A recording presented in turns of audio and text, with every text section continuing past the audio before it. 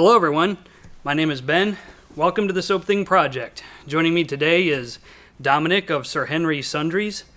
And before we get started, I just want to take a moment to sincerely thank you for allowing me to come out here and talk about your products. Oh, well, you're welcome, and thanks for the invite. It's the first YouTube video interview I've ever had, so it's kind of cool. Well, it's my first time interviewing somebody, so hopefully it goes well. We'll work it out. So what am I looking at here? What do we have in front of us that a traditional shaver or a curious wet shaver would be interested in? Well, just to give you a brief history, you're looking at a culmination of about 5.5 years of learning and development. We started out as 5 guys who just kind of thought, hey, we could sell shaving stuff. We kind of all got into wet shaving, and we thought we could go out and buy some stuff and then resell it. We found out we couldn't find anything worthwhile to resell, so we started making our own. And here we are 5 years later with we feel a really good product line, and we try to appeal to the regular guy as well as the hobbyists. So that was the impetus for all this. Yeah, because we thought we could make some better stuff than what we were finding out on the market. So where did the name Sir Henry's come from? I noticed right here, I don't know if you can see that, but it used to be called Black Tie Razor Company. Yeah, so when we first started out, the company name was Black Tie Razor Company. One of the original partners kind of came up with it. We liked it, and we ran with it for a couple of years, and then a couple things happened. One, we decided we wanted to try to get a trademark, because in this type of business, we thought a trademark would be helpful to help us grow and protect our brand. And we applied for a trademark, and at the same time we were getting ready to go on to Amazon, and we thought we would like to come up with a new brand for Amazon that was kind of easy to remember, not complicated, and the name Sir Henry's kind of popped into my head. I suggested it to the other guys, and everybody thought it was a good idea. Sir Henry's kind of, how the British, in the tradition of Taylor of Old Bond Street, D.R. Harris, some of these old British names have a great reputation in the shaving world. So I thought, hey, Sir Henry's sounds kind of British. Yeah, it sounds classy and all that stuff. A little bit simple, maybe. And real simple, yep. So you started out with shaving pucks, 3 ounces. Mm-hmm. And then you moved on to shaving soap. This is one of the original ones in a glass tub. I don't know if you can see that. That's the old throwback there I got out for us. That glass container we used for a little bit with our original number 13 unscented shaving soap. Unscented's here somewhere. And yep, that's the current package. Number 13 and sandalwood are tallow based. The rest of them are vegan based. We'll get into that in a minute. But just looking at them, as far as like the scent and the artwork is concerned, like we have lavender, oak moss, and vanilla. This one's Casino Royale. We have lavender. We have tobacco and musk. All of these look like they're pretty easy going. Maybe even a little bit crowd pleasing, if you want to call it that. So what message or style were you trying to convey with that? Well, so we actually wanted to have scents that would kind of appeal to everybody, and I don't want to worry about one scent appealing to everybody, but we'd love to have anybody who approaches our products fall in love with at least one of our scents. Right. And the way we thought to do that was to have a kind of a what we call the scent wheel represented. We have a Oriental style scent with the sandalwood. We have a tobacco scent with El Jefe. We have the Fougere with Casino Royale. We have the citruses covered with Black Tie Affair. For those who are really into the vetiver, we have black pepper and vetiver that with one's the good. I black tried that velvet. the other day. So basically, the bottom line was we weren't trying to duplicate scents that were out there. If you notice, we don't have any dupes of anything that you know. A lot of people will produce like an Aventus dupe. That's just not how we go. We like the idea of having all original scents. We developed all these scents internally. We just were kind of proud of that and like the idea that none of these scents are going to really turn people off in a major way, but they're all approachable. I've noticed that your aftershaves are, you might not be able to see this on camera, but they're plastic bottles. Some people might turn their nose up to that, but I'll tell you what, you know what glass bottles do? They shatter into 100 pieces. Yeah, and you can see we have a couple of the older glass bottles, that kind of old stuff sitting here, but and one of the reasons we did that was we had a customer who reported to us that the bottle got knocked off the sink in the bathroom. And of course, it hit the bathroom floor and it broke. So while a lot of people like glass because it has a heavy feel and maybe it feels high end, old school, that was a concern. And then with the shipping issues, glass is heavier. It costs more to ship. They cost more to get to us, and they cost more for us to ship out. So we really kind of decided that and you can see we used a flask style bottle. It kind of looks a little bit old school. Right. And people seem to like it. And if you drop it, it won't break. Utilitarian approach for a utilitarian shaver. So you started with tallow with the number 13 and the sandalwood, which remains a tallow base. But then you moved to a vegan soap base. Why do that? Because we could. It was, if you recall, at one time it was almost like the Crusades and Holy War between tallow soap and vegan soap, and people drew their lines in the sand and would swear that one was better than the other. Those days are not, it's not as bad as it used to be. There are still some people that feel that way, but we started out with a hardcore, we're tallow and we're gonna stay that way. And then we got curious about, if we want to give it a shot, let's give it a shot. We made a couple little tweaks, made a vegan base, and to this day we get people once in a while that didn't realize that it's not tallow when they're shaving with it, and we think it's pretty good, and we kept it around, and so now we have essentially two bases, a vegan base and a tallow base, and we don't switch bases all the time, but we try to remain steady, and you can count on getting a quality product every time. I actually discovered non-tallow based soaps first, and then tallow came later. And for some reason, I thought that was the niche. No, that was the normal, and the vegan based stuff was the niche, if you will.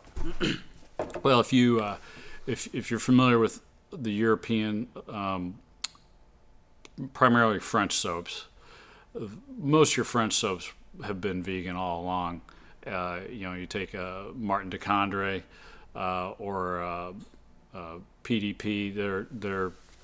Those guys have been using vegan soaps forever, and they make those rock hard triple mill pucks for PDP. But those things last forever. They last forever, and maybe someday we'll get there on a triple mill. But I thought, hey, there's some really good soaps that are vegan, and if we can make a really good soap that's vegan, we're going to give it a shot.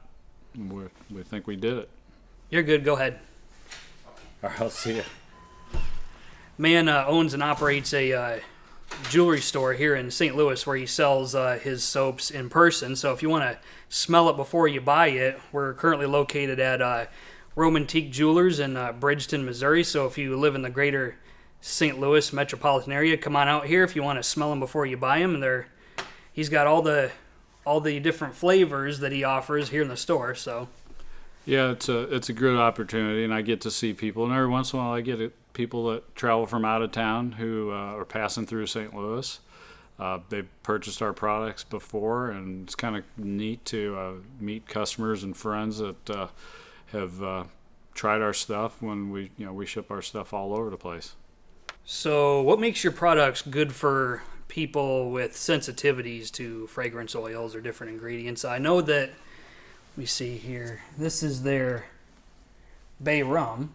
Mm-hmm. And from what I understand, this has no cloveless bay rum. That's correct. One of the things that whenever we come up with a new scent, one of the first things we're aware of is irritants or allergies that people might have. And while we're talking about the bay rum, some of your bay rums out there are going to have clove or cinnamon or both. Right. And clove and cinnamon are two well-known irritant ingredients. So one of our goals when we came up with the Island Estate was to avoid clove and cinnamon. So that way anybody who said, I don't want to try bay rum, they always break me out or whatever, we wanted to just kind of kill that objection right away. We formulated it to make sure that we keep safety levels. If you're not familiar with IFRA, it's International Fragrance something Association, but they create some standards for fragrances in cosmetics, and that's helpful to make sure you don't overload your product with something that's going to break people out. So we're really proud of the fact that a lot of people who are concerned about irritants and allergens, every time we've ever had an issue, we've been able to work with that customer and actually solve it. Right. So none of these, as far as I can tell, I mean, none of them are serious bangers. Like they're not overloaded with scent. Well, right. I take that back. Casino Royale is pushing the envelope a little bit, but even then, they don't smell like if you're somebody with sensitivities, you're not going to smell any of these and go, "Ooh boy, I better approach with caution with that." They're all pretty easygoing. And I tried the Simply Purple, which is the lavender. I've tried that one in the last week. Then Quartet is their barbershop. And their barbershop is actually, I think, it's a little bit on the spicy side compared to most, but it's good. I like it. Yeah. Well, there's a nice dose of rosemary in there, and that's what hits you first. We kind of sort of like that barbershop towel hitting you in the face before you get your shave. That was the idea we were looking for. Wake you up in the morning, and then it mellows down as you shave, and I love that scent. That's one of my good regular scents in my rotation. This one's really good, and this one has some this I don't know if you can see that, but this tub has some supply chain issues compared to some of the other ones. So you're having to change it up a little bit to keep your products in stock. Yeah, one of the things we're proud of, and anybody in the hobby is going to be very aware that some of the artisans will either run limited editions of stuff or make you wait for the next season.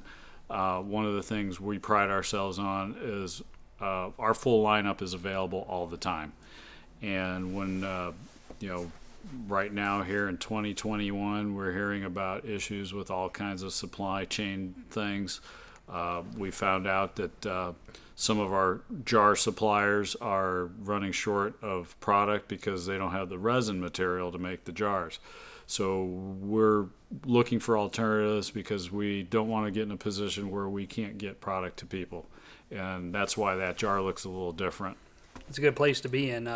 As far as like limited edition and like even seasonals, like there's some soap makers who they already have like 30-40 cents, and then they have seasonals, and then they have limited editions, whereas you kind of take the approach of either it's good enough for me to always make it, or it's not good enough for me to ever make it. Yeah, that's right. I mean, I'm not going to say we'll never do a limited edition, but at the moment we've not found any reason to do a limited edition because out of the, we have 10 cents now, and every one of them we like to think is the best of its type. So, I'm not going to make a better barbershop scent than Quartet. So, Right. my partners, Joe and Brad, they like, we're all of one mind. The three of us believe that this is the way we want to operate. We don't want to make people wait for the next season, or we don't want to disappoint somebody. Right. Have you ever had one of your favorite things discontinued?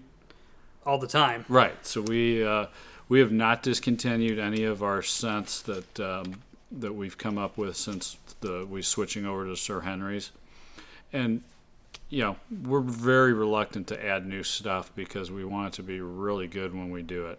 Right. So what aspect of your products would you say you take pride in the most? Like when you look at it, you go, I'm really proud of this.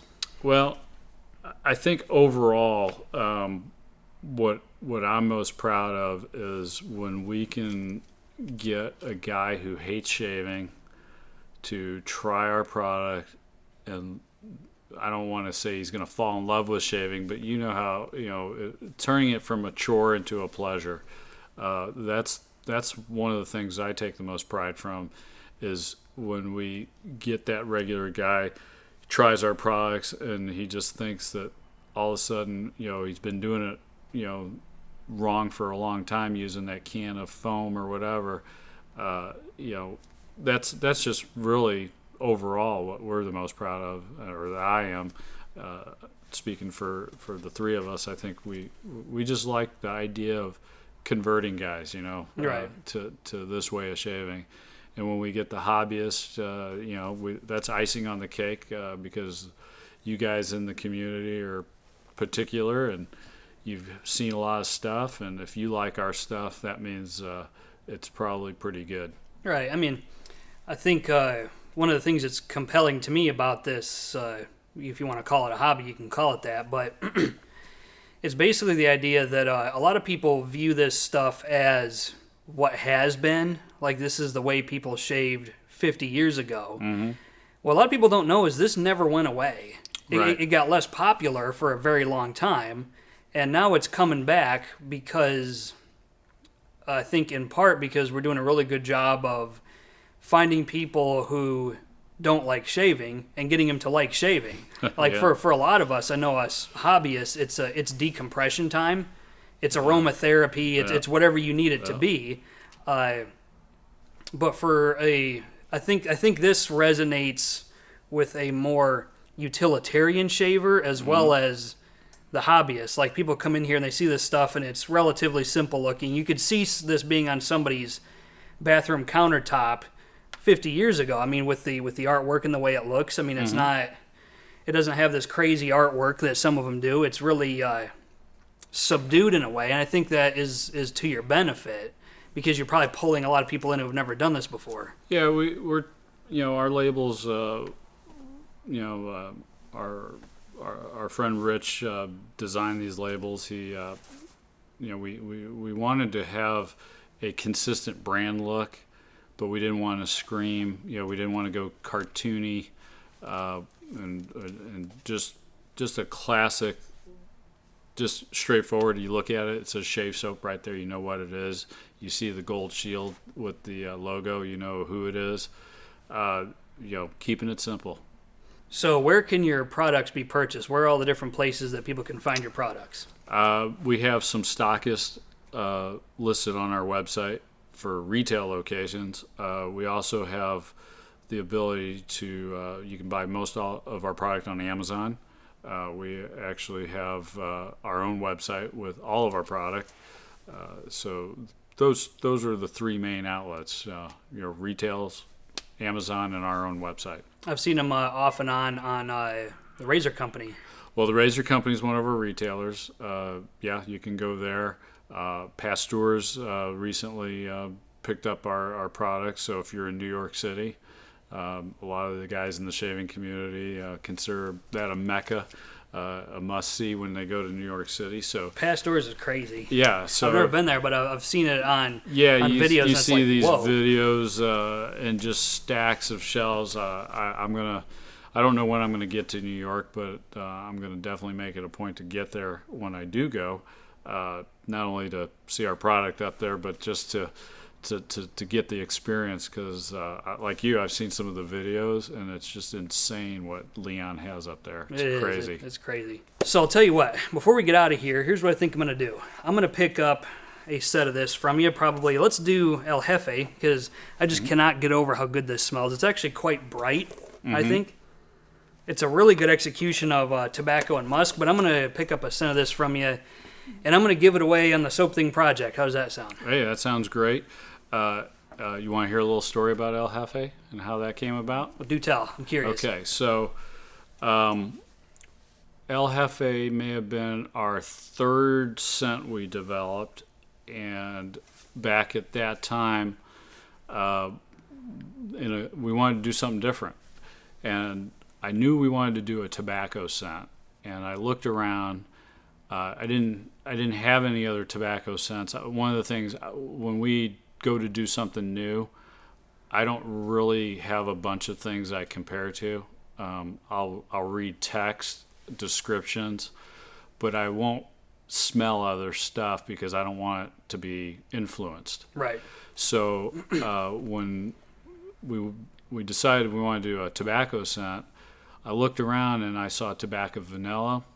I saw some tobacco and other things together, but I didn't see any tobacco musk combinations at the time, because El Jefe is almost 5 years old. So I was like, you know what? What the hell?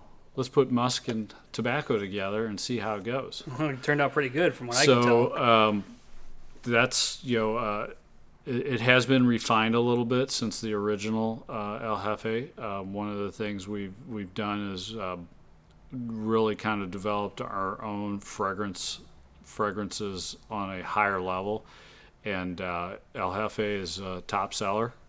It's one of my favorites, and I got that nickname from an old employee, so it's kind of funny to just say El Jefe. It resonates with you on a personal level. level. It resonates on a personal level, and we're kind of proud of it from the standpoint, and I don't know of any other musk tobacco combos. You'll get tobacco and musk along with a lot of other stuff and scents, but when you talk about El Jefe, it's pretty straightforward. Yeah, it is. Tobacco and musk by itself, and the end result, I think, is pretty bright smelling, and it's hard to describe. Like, I cannot pinpoint what I like about this, but it's good stuff. So I'm going to give a